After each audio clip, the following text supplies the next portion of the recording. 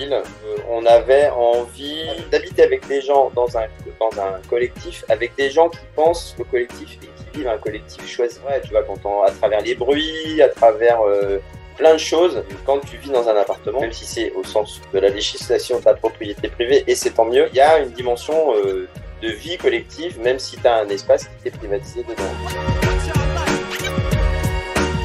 En fait, on avait quand même un peu de prétention politique, on va dire, d'avoir la dimension de pouvoir se dire on va faire un truc au cœur d'un projet d'habitat social et du coup il pourra peut-être être dupliqué, c'est-à-dire qu'il y avait l'idée que ça puisse servir d'exemple et puisse être dupliqué. Donc c'était ça la dimension un peu, on va dire, militante et politique de l'affaire.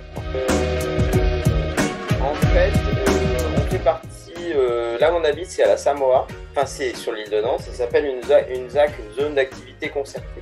Et après, nous, dans la dimension participative, on a fait des ateliers avec les archis, mais aussi le cabinet d'urbanisme et la Samoa. Et donc, on a eu, dans le développement du projet, on a rencontré les urbanistes pour éclaircir ce qu'allait devenir le quartier. Et à ce moment-là, on a rencontré la municipalité. Il y avait même à l'époque une personne à Nantes Métropole qui était une chargée de mission habitat participatif.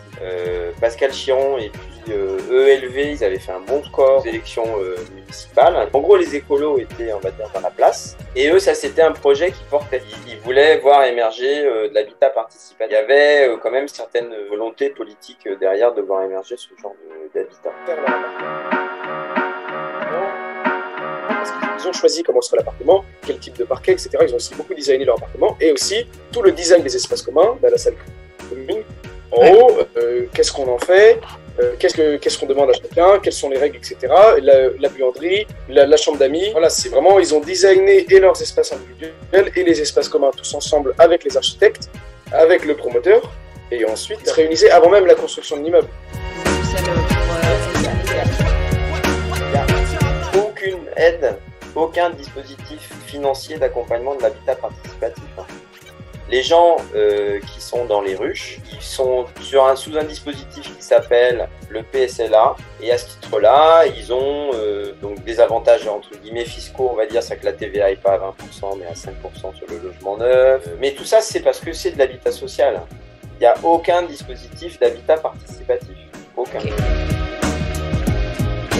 En fait, on s'est rendu compte qu'on ne pouvait pas faire autrement que d'être tous propriétaires de notre logement.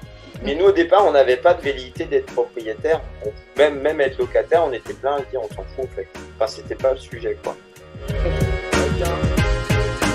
C'est principalement des familles avec des enfants, on est plutôt sur du 30-40 ans, il y a pas mal d'enfants en bas âge.